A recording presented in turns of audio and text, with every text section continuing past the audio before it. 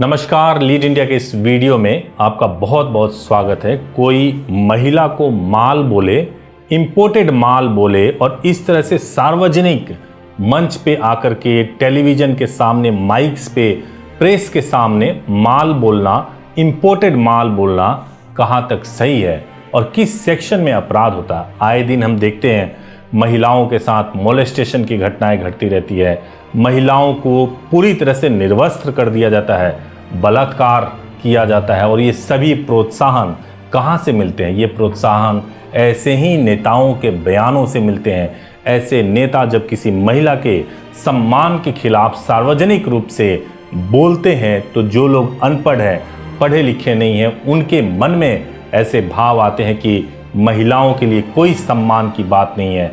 ऐसे नेता मणिपुर को लेकर के बहुत चिल्लाते हैं, लेकिन जब वो खुद महिलाओं का अपमान करते हैं तो एक बार भी नहीं सोचते हैं। आइए सबसे पहले अरविंद सावंत जो एक नेता हैं उनका बयान सुनते हैं।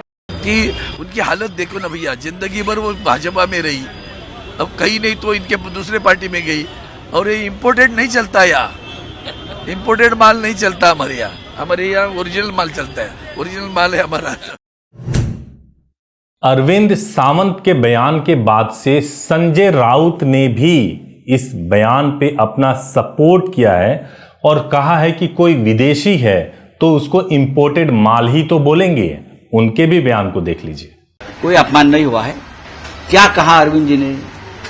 अरविंद जी ने इतना ही कहा है कि ये जो कि भाजपा की महिला उम्मीदवार है वो इस क्षेत्र में, मुंबा देवी में बाहर से आई है, इंपोर्टेड माल है।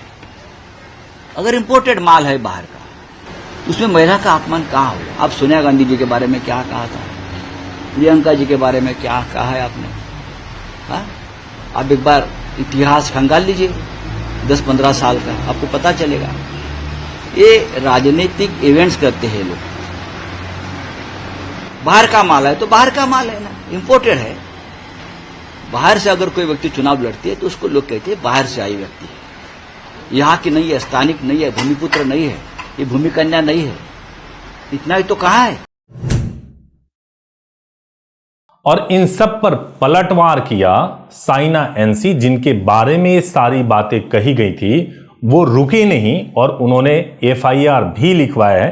किस सेक्शन में एफआईआर हुआ है और उस पर कितनी सजा हो सकती है उसके बारे में मैं आपको बताऊंगा।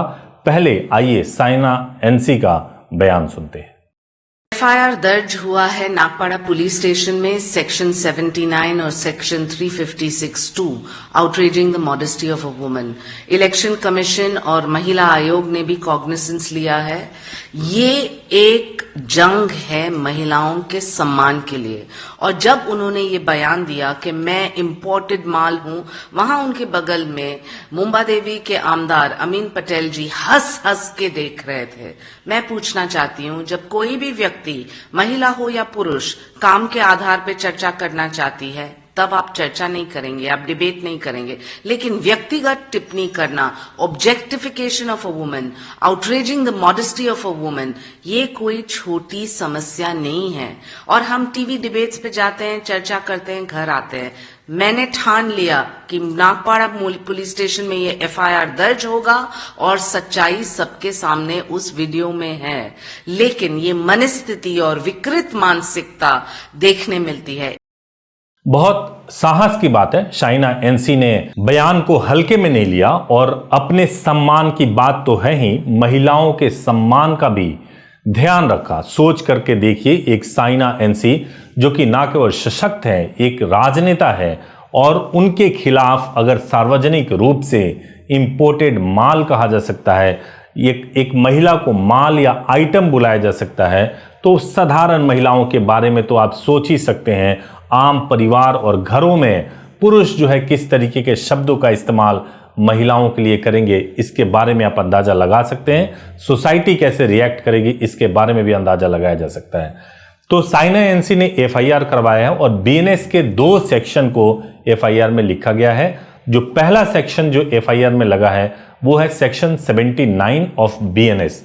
79 कहता है कि अगर आप महिलाओं के सम्मान के खिलाफ कुछ बोलेंगे, कोई एक्शन लेंगे या वुमेन मोडेस्टी के खिलाफ अगर आपने कोई भी कमेंट किया, किसी महिला के खिलाफ कमेंट किया, तो आपको 3 साल तक की सजा हो सकती है और साथ में जुर्माना भी लगाया जा सकता है। यानी कि या तो 3 साल का पनिशमेंट आपको जेल की हवा खानी पड़ेगी या फिर आपको फाइन देना पड़ सकता है, या दोनों हो सकता है। इसके अलावा बीएनएस का सेक्शन एक और लगा है 356(2) जो डेफेमेशन को डील करता है। यानी कि अगर आप सार्वजनिक रूप से किसी व्यक्ति का मानहानि करते हैं तो उनके खिलाफ भी एक्शन लिया जा सकता है और 356(2) के तहत यह डील किया जाता है और 356(2) में डेफेमेशन को बताया गया है। इसमें कम्युनिटी पनिशमेंट का प्रोविजन है। कम्युनिटी पनिशमेंट यानी कि कुछ ऐसे जो कम्युनिटी से संबंध हो सकता है कि किसी मंदिर में दिन भर आपको पोछा लगाने के लिए बोल दिया जाए या कुछ इस तरह के पनिशमेंट्स दिए जा सकते हैं बीएनएस के सेक्शन 356(2) के तहत। तो अगर आपके मन में भी किसी महिला के खिलाफ कुछ भी अपमानजनक बोलने का इरादा हो तो इन सेक्शन को याद रखिएगा, आपको भी जेल की हवा खानी पड़ सकती है। धन्यवाद।